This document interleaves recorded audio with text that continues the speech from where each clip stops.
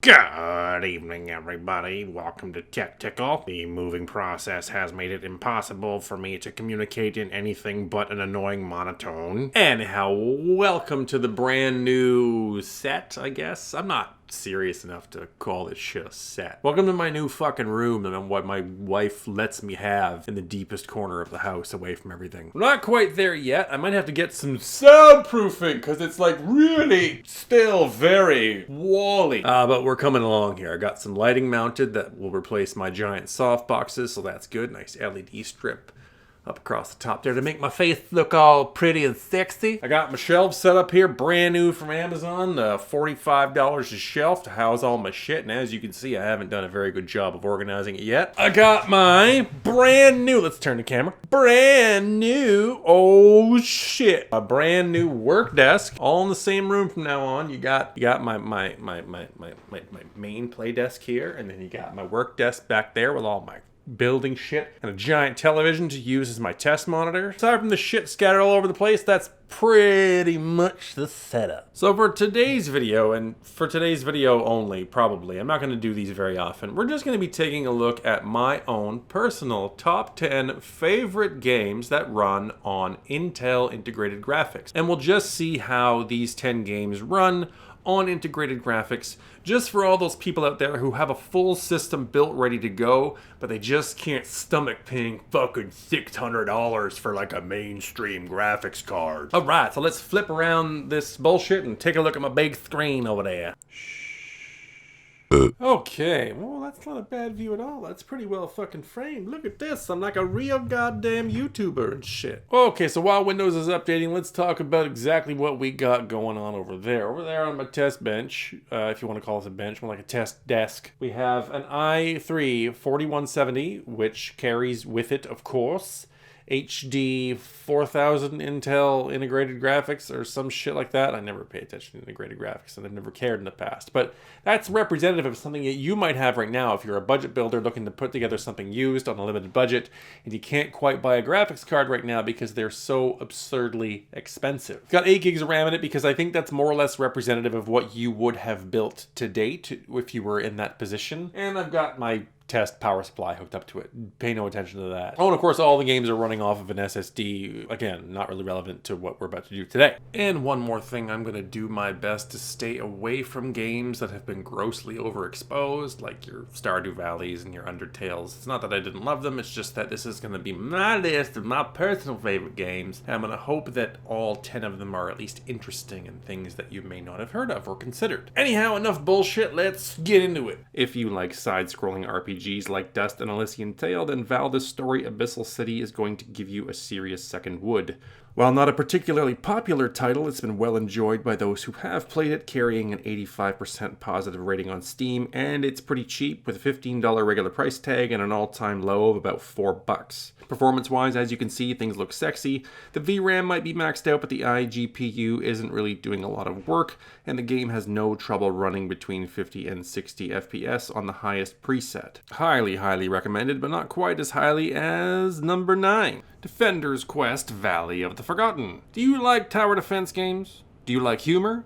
Do you like anal? Well, this game has both. With a 96% positive rating on Steam, this game is about as well received as my forced exit from public saunas. Once again, this is a $15 title regularly, but cuts down to about $5 for those willing to be patient. Needless to say, with very minimal graphics and not a whole lot of moving parts, this game is a breeze to run. Torchlight 2 was like oxycodone to heroin addicts when Diablo 3 was taking for fucking ever to come out, and it's no surprise that it lands at number 8 on my list. 95% of Cleveland Steamers love it, and if you've ever wondered how it runs on IG, the answer is pretty goddamn well, with a solid 60 on the lowest preset at 1080p, occasionally rocketing into the hundreds. Its regular price is about $20, but no one ever pays that, since it's on sale at least twice per year at a predictable $5.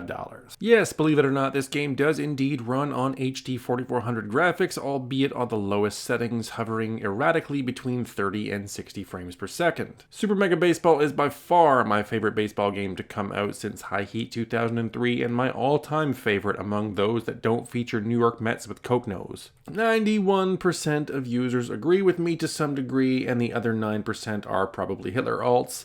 This game will set you back about $20 at full price, but has been known to sink as low as $4 depending on where you look. It's not every day that Canadian music legend Bruce Cockburn gets a video game named after a song he wrote, but that's precisely what this little multiplayer-centric gem is. Unfortunately, I had difficulty turning VSync off during recording, but the game can obviously exceed 60 frames per second on integrated graphics, even with both balls tied behind its taint. While this game is certainly playable solo, I would highly recommend getting 3 of your closest friends to sit down and play this along with you, if you have any friends at all, which you probably don't if you're watching my videos.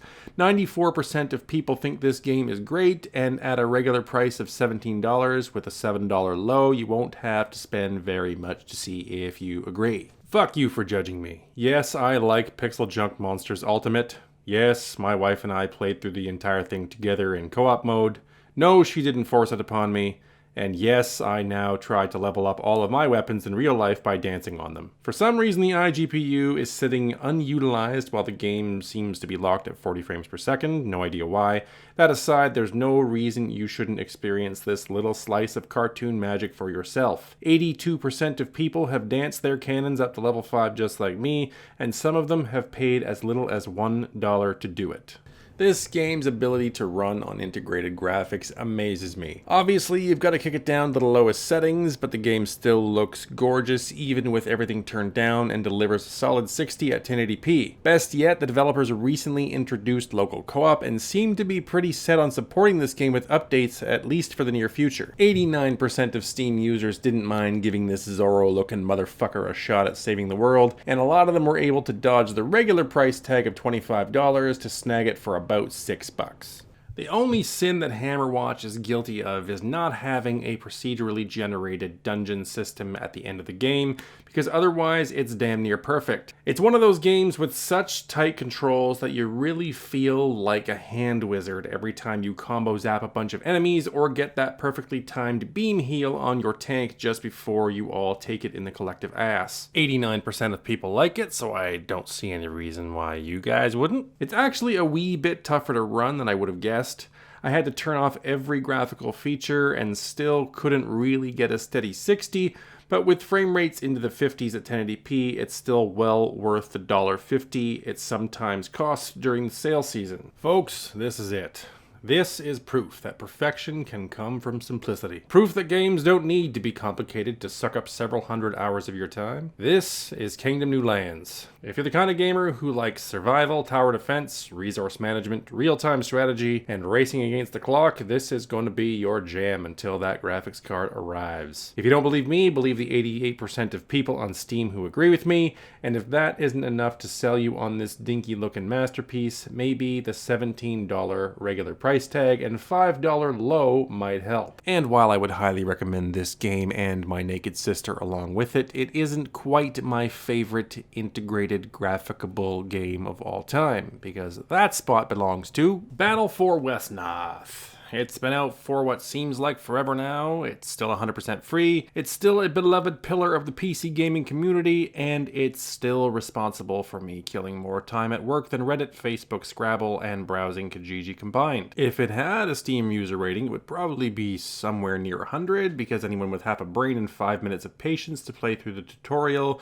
would be hooked on this game immediately. For those who have never tried it, it's a turn-based strategy game in a fantasy setting with certain RPG elements like being able to level your dudes through the gaining of XP. Rather than unit-on-unit combat, it's man-on-man, giving this game a really small feeling scale despite the main campaign being so grand in scope. Best of all, this game is essentially community developed and distributed, having been a lifelong passion project for a lot of dedicated people, so you don't have to worry about your money vanishing into the pockets of a big publisher. I would still recommend this game even if you did already own a high-end graphics card. It's games like this that make you feel kinda silly for even buying one in the first place. Well, there you have it, folks. Experiment over. Not that I plan to make a regular thing out of this and become like a gaming-centric channel all of a sudden. I am going to do the hardware stuff again, but things are really tough right now, what with graphics card and RAM prices being so fucking out of control. It's just pushed me right out of the hobby pretty much. The good news is I am all set up here, so a more regular and frequent appearance of my face you shall see. going forward. Anyhow, here are 5 digits. They are the last 5 digits in a Steam key that I have embedded in this video. The previous 10 can be found somewhere else. You're gonna have to go back and look. Anyhow, thanks for watching, and I'll see you again soon.